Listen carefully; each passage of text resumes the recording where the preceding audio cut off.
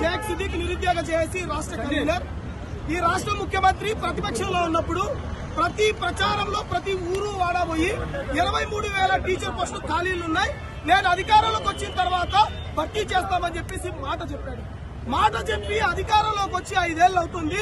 ఒక్కటంటే ఒక్క teacher post కూడా ఈ రాష్ట్ర ముఖ్యమంత్రి భర్తీ చేసిన పాపన పోలేదు.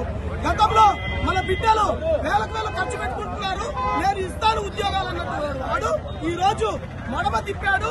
చెప్పాడంటే చేస్తాడని చెప్పేసి అన్నటువంటి వ్యక్తి చెప్పి చేయకుండా నిరుద్యోగులందరినీ కూడా తడిగుడ్డలతో గొంతులు కోశాడు.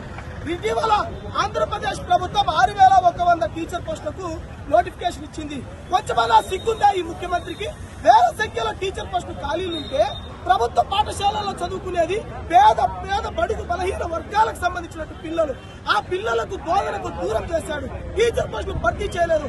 వాళ్ళ బిడ్డలు మాత్రం లండన్కి వెళ్లి ఉన్నత విద్య అభ్యసిస్తారు, కానీ పేద పిల్లలు చదువుకోవడానికి వాళ్ళని బోధించడానికి టీచర్ పోస్టులు భర్తీ చేయడు. వెంటనే నువ్వు చెప్పినటువంటి హామీ 23,000 టీచర్ పోస్టులతో మెగా డిఎస్సీ ఇవ్వాలి, లేకపోతే నువ్వు అంటున్నావు ఎక్కడికెక్కడ నువ్వు సిద్ధం అంటున్నావు. ఈ వేదిక మంగళగిరి వేదికగా చెప్తున్నాం, నిన్ను 40 లక్షల నిరుద్యోగులు వాళ్ళ యొక్క కుటుంబాలతో 1 కోటి ఓట్లతో నీకు నీ సీఎం కుర్చీ నుంచి దింపడానికి నిరుద్యోగులు సిద్ధంగా ఉన్నారని చెప్పి చెప్తున్నావు. ఏం పీకుతావు అంటున్నావు కదా, నీ సీఎం కుర్చీని 2024లో పీకి పడేస్తామని చెప్పేసి తెలియజేస్తున్నాను. అందరికీ నమస్కారం. ఆంధ్రప్రదేశ్ రాష్ట్రంలో అధికారంలోకి రాకముందు జగన్మోహన్ రెడ్డి గారు ఇచ్చిన మాట ఏంటి? ప్రతి ఏటా మెగా డిఎస్సీ. గత ప్రభుత్వంలో చంద్రబాబు నాయుడు గారు 3 దఫాలుగా డిఎస్సీ నిర్వహించి 18,500 పోస్టులు భర్తీ చేస్తే, చివరి దఫాగా 7,500 పోస్టులు భర్తీ చేస్తే ఊరు రాత్రి జగన్మోహన్ రెడ్డి ఉన్నాడండి. ఈ పెద్ద మనిషి 7,500 పోస్టులు భర్తీ చేశాడు. నేను అధికారంలో రాగానే 23,000 పోస్టులు భర్తీ చేస్తాను. ఆ సంఖ్య ఇప్పుడు 55,000కి అయింది ఇదేళ్లలో. ఆ డిఎస్సీ ఊసిరెత్తకుండా ముఖం చాటేసి ఎన్నికలు వస్తున్నాయని చెప్పి రాష్ట్రంలో గతంలో 34 లక్షల మంది డిఎస్సీ అభ్యర్థులున్నారని చెప్పి కేంద్ర ప్రభుత్వం చెప్పింది. మరి ఇప్పుడు ఆ సంఖ్య 55 లక్షలు చేరింది. నువ్వు ఇస్తానని ఈ కేబినెట్ సమావేశంలో తీర్మానించి అసెంబ్లీలో ప్రవేశపెట్టిన ఏంటంటే 6,100 పోస్టులు ఏ మూలకు వస్తాయి. ఈ రోజు మీరు చేసిన నోటిఫికేషన్ జాప్యం వల్ల, డిఎస్సీ ఇవ్వకపోవటం వల్ల ఎంతో మంది తమ వయోపరిమితిని కోల్పోయి డిప్రెషన్కి వెళ్ళిపోయి ఆత్మహత్యలు చేసుకున్నారు. భవిష్యత్తులో ఇంకా జరిగే అవకాశం ఉంది. ఈరోజు రాష్ట్రంలో 55,000 డిఎస్సీ పోస్టులు ఉంటే కనీసం నువ్వు ఇస్తాను 23,000 పోస్టులను భర్తీ చేసావంటే అది లేదు. ఎన్నికలకి కరెక్ట్ గా నెల రోజులు కూడా లేదు నోటిఫికేషన్ కి. ఇప్పటికిప్పుడు ఎన్నికల నోటిఫికేషన్ అని చెప్పి పుట్టిన ఆదరాబాదరాగా 6,100 పోస్టులతో నోటిఫికేషన్ ఇచ్చాం. మరి ఈ రోజు ఈ ముష్టి 6,000 ఏం చేసుకోవాలా? వయోపరిమితి కోల్పోయిన పరిస్థితి. పక్క రాష్ట్రంలో రేవంత్ రెడ్డి గారు నిన్న 46 సంవత్సరాలు వయోపరిమితి పెంచారు. మరి నువ్వు చేసిన తప్పిదం వల్ల వాళ్ళ వయోపరిమితి పెంచాల్సిన బాధ్యత జగన్మోహన్ రెడ్డికి ఉంటుంది. ఈ రోజు నువ్వు ఇచ్చిన మినీ దగా డిఎస్సీని నిరుద్యోగులు, ఏపీ యువత విద్యార్థులకు నమ్మే పరిస్థితి జగన్మోహన్ రెడ్డి గారు.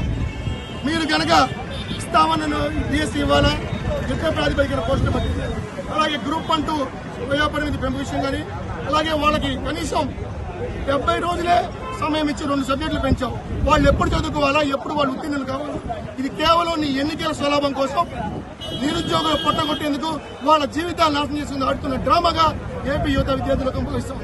అందులో భాగంగా ఇవాళ ఏపీ నిరుద్యోగ యువత విద్య చేసే ఆధ్వర్యంలో మంగళగిరి నియోజకవర్గంలో ఈ ప్రభుత్వాన్ని ఎండగట్టేందుకు, వీళ్ళు చేసిన మోసాన్ని ప్రజలకు తెలియజేసేందుకు ఈ ప్రతిజ్ఞ కార్యక్రమం, నిరసన కార్యక్రమం చేయడం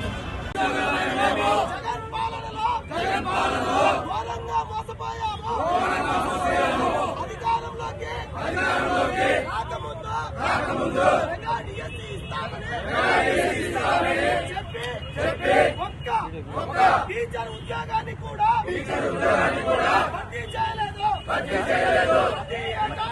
ఏటా జాబ్ క్యాలెండర్, పోలీసు ఉద్యోగాలు ఇస్తామని మాట తప్పాము.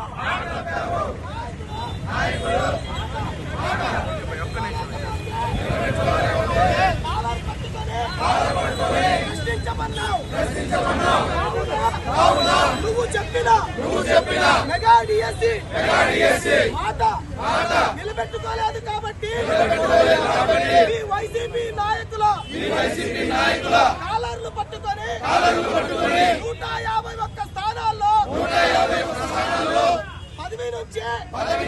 లీడ్ చేసి మీరు మాట నిలబెట్టుకోలేదు కాబట్టి 2024